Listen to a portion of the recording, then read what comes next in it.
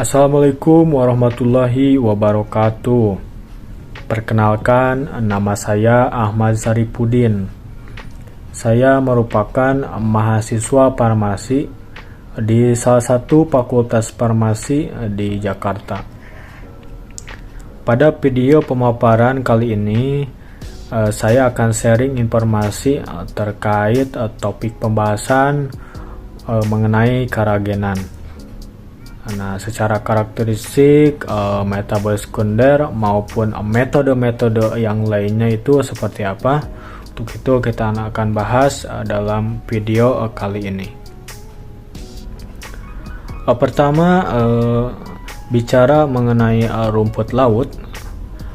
Rumput laut ini secara ilmiah dikenal dengan istilah alga ya atau ganggang. Nah, tumbuhan ini berklorofil. Kalau dilihat dari ukurannya, rumput laut ini terdiri dari jenis mikroskopik maupun makroskopik. Nah, itu kalau dilihat dari ukurannya. Secara jenis makroskopiknya inilah yang sehari-hari kita kenal sebagai rumput laut. Nah, tanaman ini berderajat rendah. Tumbuhnya melekat pada substrat. Nah, ini tidak mempunyai akar, batang maupun daun, tetapi hanya punya yang namanya talus. Nah, itu karakteristik dari rumput laut. Bentuk talus ini seperti tabung, pipih, kemudian gepeng, bahkan kantong rambut. Nah, ini bentuk dari talus yang ada di tanaman rumput laut.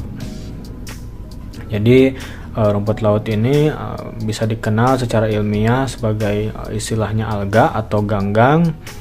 Nah, ini tumbuhannya ini berklorofil. Kemudian kalau dilihat dari ukurannya ini bisa terdiri dari jenis mikroskopik maupun makroskopik. Nah, secara sehari-hari yang kita kenal sebagai rumput laut ini merupakan jenis ukuran yang dilihat secara makroskopik. Nah, tanaman yang satu ini ternyata itu tadi tidak mempunyai akar, batang, daun sejati, tetapi hanya punya yang namanya talus. Nah, ini bentuk talus ini seperti tabung ya, kemudian pipih, gepeng, dan lain sebagainya. Salah satu rumput laut ini ada Echema cottoni ya, salah satu jenis rumput laut.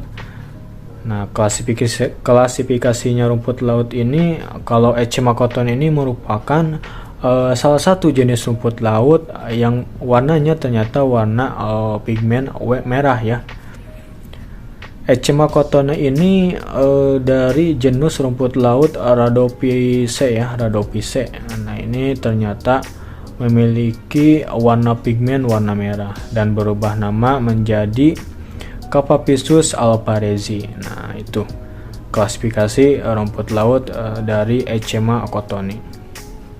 Kemudian ada karaginan yang dihasilkan termasuk fraksi Kappa karaginan. Nah, maka jenis ini secara taksonomi disebut Capapicus alvarezi. Nah, secara nama daerah, cottoni ini umumnya dikenal dan biasa dipakai dalam dunia perdagangan nasional maupun internasional. Jadi, untuk penamaan cottoni ini biasa dipakai untuk dunia perdagangan nasional maupun internasional, yaitu Echema cottoni tadi, yang mana salah satu jenis rumput laut merah yang berasal dari genus Rhadopiaceae yang mempunyai pigmennya berwarna merah. Ternyata berubah nama menjadi Capapicus alvarezi ya. Nah, kemudian untuk cirinya yaitu talus silindris ya. Kemudian permukaannya yang licin. Nah, ini percabangan talusnya ini berujung runcing atau tumpul. Nah, ini ditumbuhi nodulus atau kata lainnya ini tonjolan-tonjolan ya, dari lunak tumpul untuk melindungi gametangia. Jadi cirinya talusnya ini dari cirinya echinocotton ini yaitu talusnya ini silindris, kemudian permukaannya yang licin ya. Untuk percabangannya ini bersifat alternatif atau selang-seling ya, tidak beraturan, serta dapat bersifat dikotomus atau percabangannya dua-dua ya, atau bisa juga trikotomus dengan percabangannya ini 3-3. Jadi sifatnya alternatif atau selang-seling untuk percabangannya ini. Untuk habitatnya sendiri, rumput laut ini memerlukan sinar matahari ya untuk proses fotosintesis. Nah, rumput laut ini hanya hidup di daerah lapisan fotik ya, yaitu kedalaman sejauh sinar matahari yang masih dapat menembus kedalaman air. Nah, itu habitat dari rumput laut. Ternyata ini masih memerlukan sinar matahari untuk proses fotosintesisnya.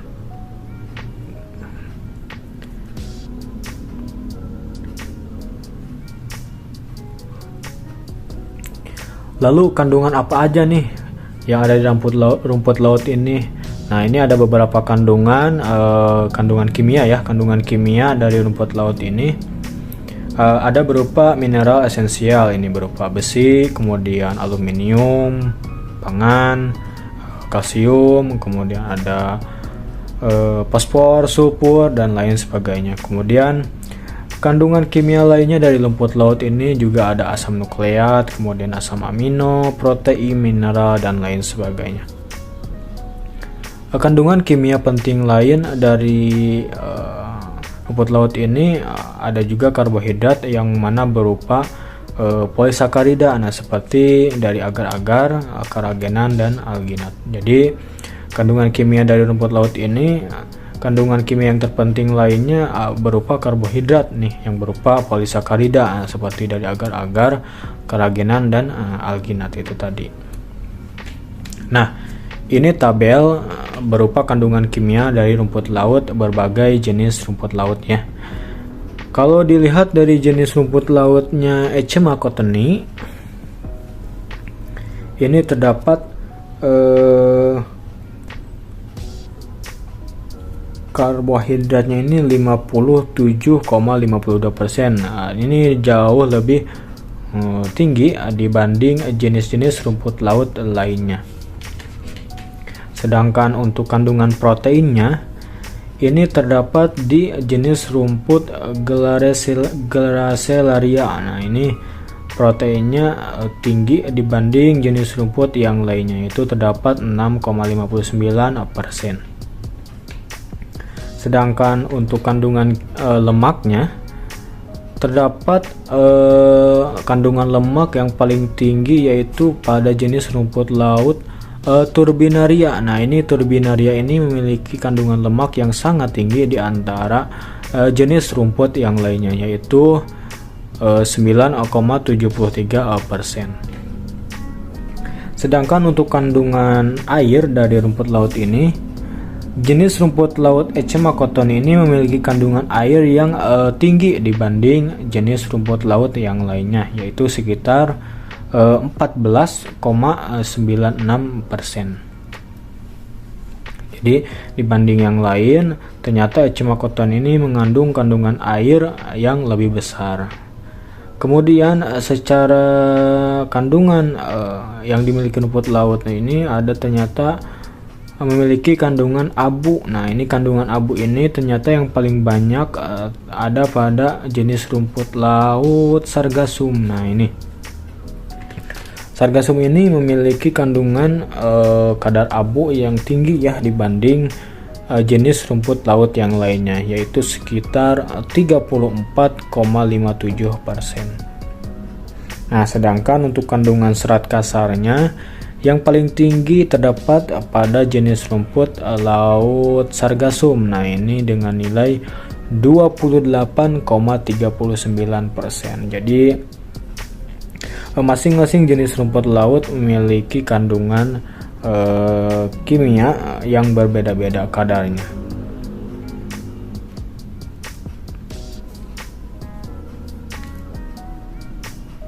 Nah, Ini salah satu bagan ya dari untuk industri pengolahan rumput laut dan produk sampingan. Dimulai dari rumput laut ini memiliki 3 jenis, yaitu ada eczema, kemudian sargassum, kemudian ada gracilaria. Nah, eczema ini jika berupa eczema kering ini dapat dikonsumsi, bisa juga tidak dikonsumsi. Nah, kalau untuk eczema kering yang dapat dikonsumsi ini berupa tepung, kemudian berupa serbuk minuman instan, sirup, kemudian manisan. Nah, ini dapat dikonsumsi dari jenis rumput laut eczema yang berupa kering. Kemudian kalau untuk eczema kering ini ada yang tidak bisa dikonsumsi, yaitu bisa produknya berupa sabun, kosmetik, dan pupuk maupun pakan ternak.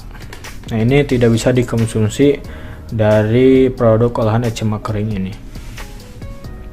Jadi eczema kering ini ada yang bisa didapat konsumsi, ada juga yang tidak bisa dikonsumsi. Kemudian dari jenis rumput eczema ini terdapat ETC atau SRC dan formulasinya ini ada untuk industri pangan. Ini bisa dijadikan sebagai jelly, sirup maupun selai. Sedangkan untuk limbahnya ini bisa digunakan untuk pupuk maupun pakan ternak hewan ataupun lainnya ya. Nah, untuk ATC, RC dan formulasi ini tidak bisa dikonsumsi ya.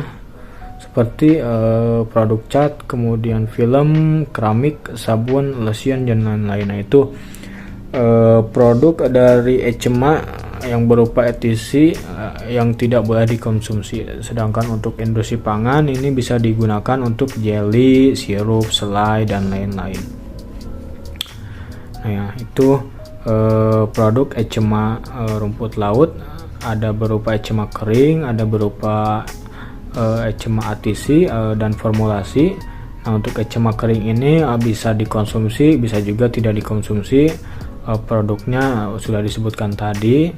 Kemudian kalau eczema berupa ETC dan formulasi ini bisa dipakai untuk industri pangan, bisa juga limbahnya ini dipakai untuk pupuk atau pakan ternak, bisa juga untuk pembuatan keramik, sabun, lotion maupun cat ya.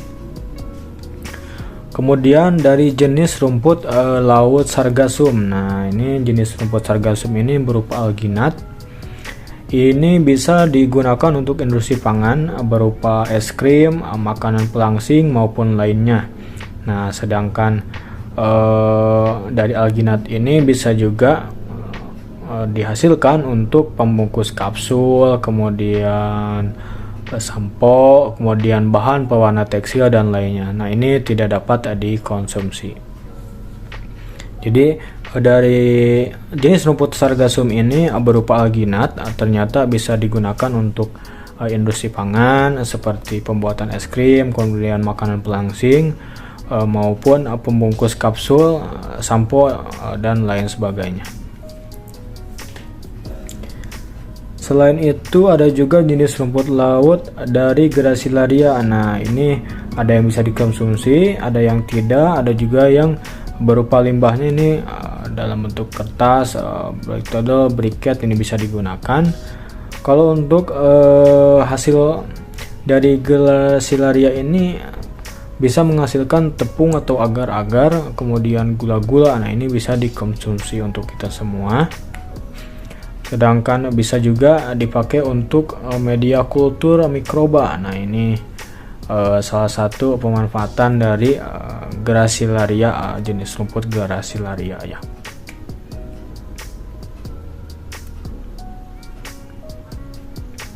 Nah, ada beberapa manfaat rumput laut dalam farmasinya. Nah, ini bisa mencegah kanker.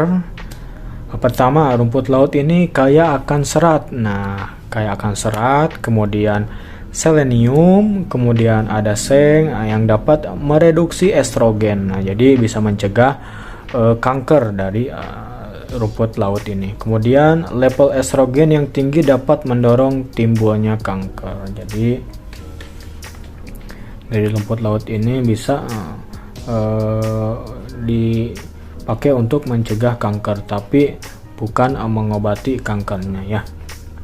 Kemudian manfaat lain dari rumput laut ini ternyata bisa mencegah stroke. Nah, rumput laut ini ternyata dapat menyerap kelebihan garam pada tubuh, sehingga dapat mengurangi tekanan darah tinggi pada seseorang. Jadi selain buat mencegah kanker, ternyata manfaat rumput laut ini bisa buat mencegah stroke. Nah, ini dari rumput laut ini bisa menyerap kelebihan garam pada tubuh sehingga dapat mengurangi tekanan darah yang tinggi. Nah, itu. Selain itu, manfaat lain juga bisa untuk penuaan dini. Nah, ini kandungan vitamin, mineral, asam amino, dan enzim yang ada dalam rumput laut ini sangat berpotensi berperan dalam penyembuhan maupun peremajaan kulitnya. Ini bisa digunakan ya. Seperti kandungan protein dari rumput laut ini penting untuk membentuk jaringan baru pada kulit. Jadi bisa dimanfaatkan untuk mencegah penuaan dini.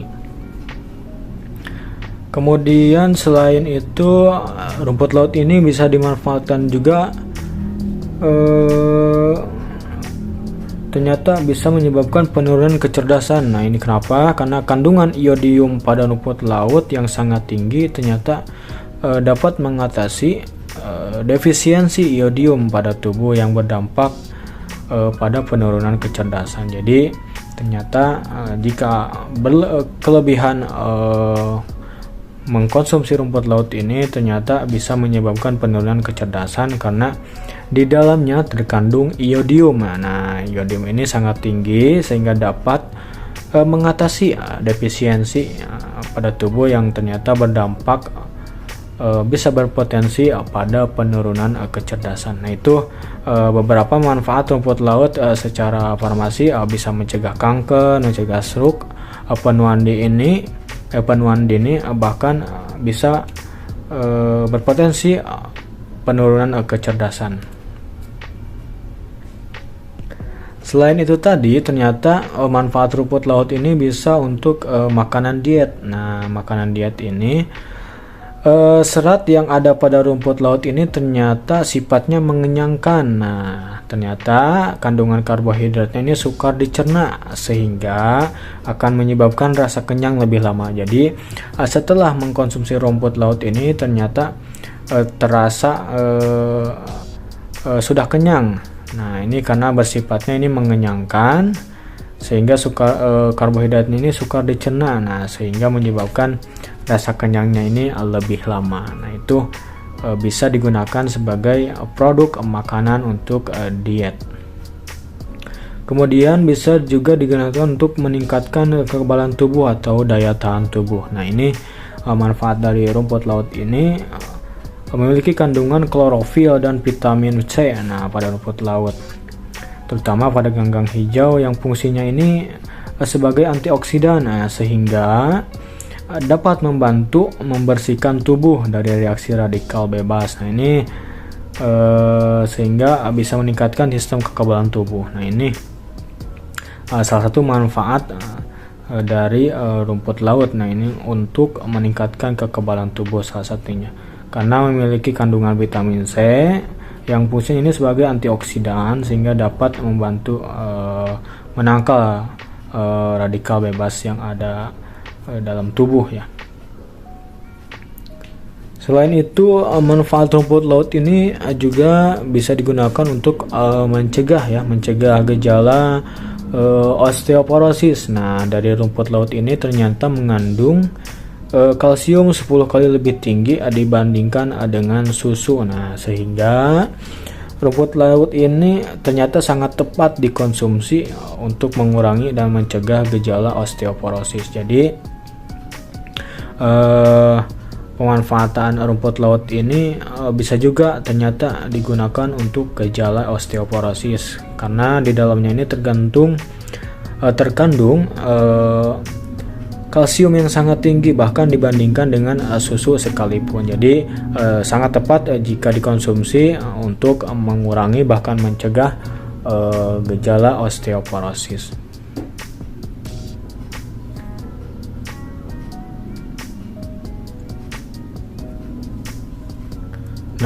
Ini beberapa contoh, ada dari eczema, ini berupa keragenan, kemudian ada sargassum, ini berupa alginat, kemudian gracilaria, produknya berupa agar-agar powder ya, yang bisa dikonsumsi.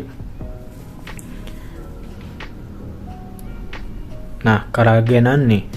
Keragenan ini termasuk galaktan yang tersulfatasi linear hidrofilik. Artinya kandungan kimia penting lain dari karbohidrat yang berupa polisakarida seperti agar-agar, keragenan, dan alginat. Jadi keragenan ini merupakan galaktan tersulfatasi linear hidrofilik.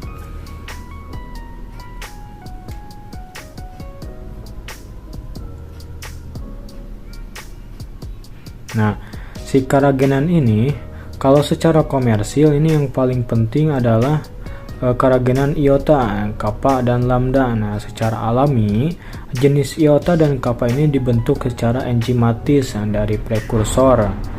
Nah, sedangkan secara komersil ternyata jenis ini diproduksi menggunakan perlakuan alkali. Nah, ini tentunya sangat berbeda ya antara secara alami dengan secara komersil dalam jenis produksinya, perlakuan produksinya.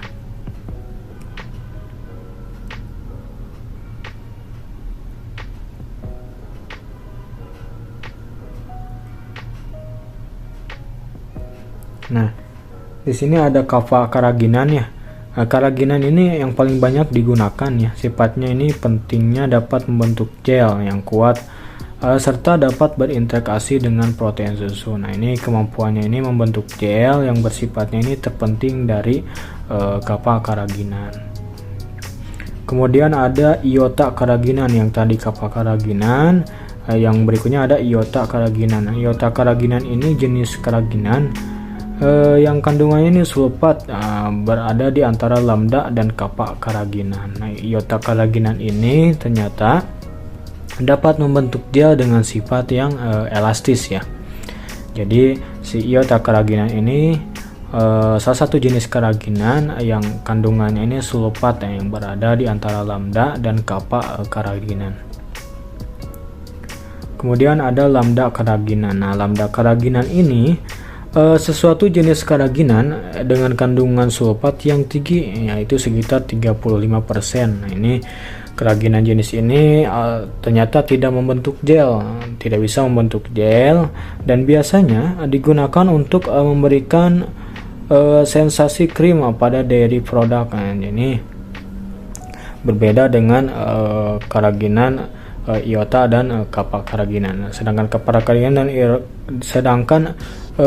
karaginan dan iota karaginan ini larut dalam air pada suhu di atas 70%, namun lambda dapat larut dalam air yang tidak dipanaskan. Jadi berbeda sekali secara karakteristik maupun jenisnya ini antara keraginan iota, keraginan lambda, dan keraginan kappa. Sedangkan untuk lambda karaginan ini ternyata tidak bisa membentuk gel, dan biasanya ini digunakan untuk memberikan mouthfeel atau sensasi krim pada dairy product ya.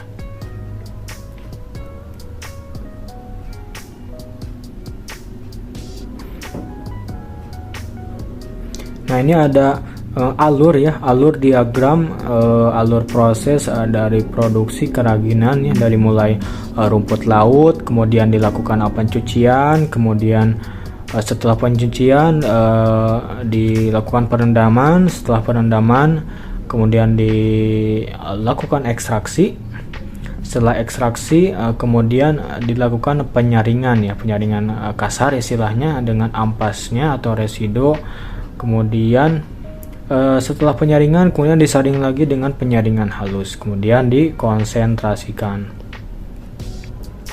Nah, ini jika pengendapannya dengan alkohol maka membutuhkan recovery alkohol, kemudian pengeringan. Sedangkan dengan pengendapannya dengan KCl ini bisa dengan pengepresan gel kemudian pengeringan. Nah, ini dari kedua hal tersebut kemudian di penampungan, kemudian setelah penampungan lalu ke proses penggilingan. Dari proses penggilingan barulah terbentuk karagenan ya, itu karaginan. Nah itu secara singkat penjelasan alur dari proses produksi karaginan, dari mulai jenis rumput lautnya, kemudian pencucian, perendaman, ekstraksi, sampai penggilingan, sampai dibentuknya produksi karaginan. Lalu fungsi karaginan ini untuk apa? Secara komersil, karaginan ini untuk formulasi farmaseutik maupun kosmetik ya. Seperti untuk penstabil maupun pengental dalam makanan seperti saus ya. Penstabil ini dalam sistem dispersi, kemudian pengatur viskositas dan sebagai pembentuk gel. Nah itu fungsi dari karagenannya sebagai penstabil untuk formulasi farmaseutik maupun kosmetik, untuk pengatur viskositas juga, dan sebagai pembentuk gel. Kemudian secara farmaseutik, fungsi karagenan ini bisa digunakan dalam sistem penghantaran obat untuk memperoleh kerja obat yang lebih panjang. Nah ini salah satu fungsi dari karagenan secara farmaseutik. Kemudian sebagai metrik tablet, kemudian ekstruksi dalam pembuatan pellet, agen pembentuk gel, kemudian peningkat viskositas, digunakan pula dalam pembuatan mikrokapsul dan lain sebagainya. Nah ini produksi antibiotik semi-sintetik, ada tetrasiklin, klorotetrasiklin, dan lain sebagainya. Itu salah satu fungsi karagenan secara farmaseutik. Kemudian ada fungsi karagenan ini sebagai edible film. Nah ini pada bidang industri biasanya berfungsi sebagai stabilisator atau pengatur keseimbangan. Nah ini fungsi karagenan sebagai edible film. Tidak hanya itu, bisa juga sebagai bahan pengental serta pembuat gel. Karagenan ini merupakan suatu polimer yang larut dalam air. Nah ini dari rantai linear, sebagian glukatan sulfat yang memiliki potensi tinggi sebagai pembentuk edible film. Nah ini karagenan ini suatu hidrokoloid yang potensial untuk dibuat edible film. Nah sifatnya ini dapat membentuk gel, kemudian stabil, kemudian kaku dan elastis, dapat dimakan dan dapat diperbaharui. Itu merupakan beberapa fungsi karagenan sebagai edible film.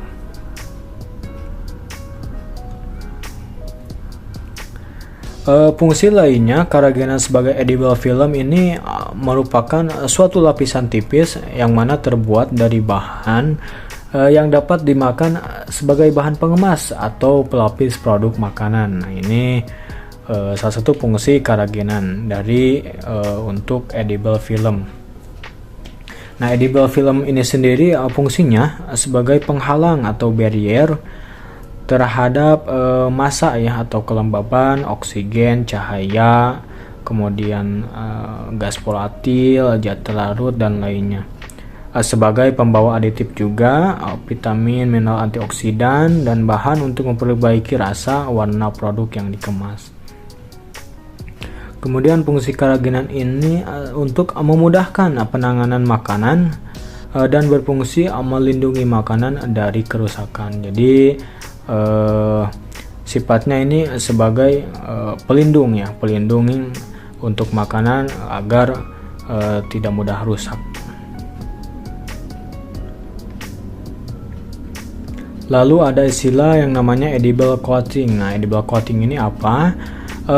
Edible coating ini suatu metode yang mana ini digunakan untuk memperpanjang umur simpan atau masa simpan, dan bisa juga untuk mempertahankan mutu dari buah-buahan misalkannya pada suhu ruang.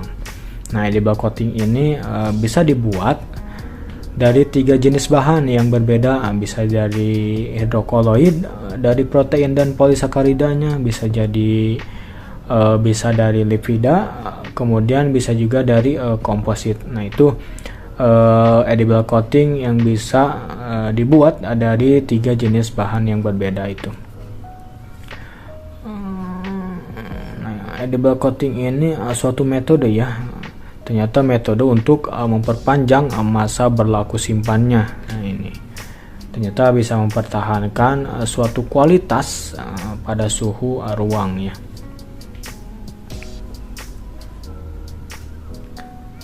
Nah, ini beberapa contoh produk ya yang dihasilkan oleh keragenan. Ini bisa berupa hand body lotion, kemudian krim, dan lain sebagainya. Nah, itu tadi beberapa penjelasan terkait keragenan, dimulai dari karakteristik, kemudian bagaimana metabolit sekunder, metode penapisan ekstraksi lainnya. Semoga bisa bermanfaat dan menambah wawasan buat teman-teman semua. Kurang lebihnya mohon maaf apabila ada kata-kata yang kurang berkenan dari saya. Kurang lebihnya mohon maaf. Untuk itu saya akhiri. Wassalamualaikum warahmatullahi wabarakatuh.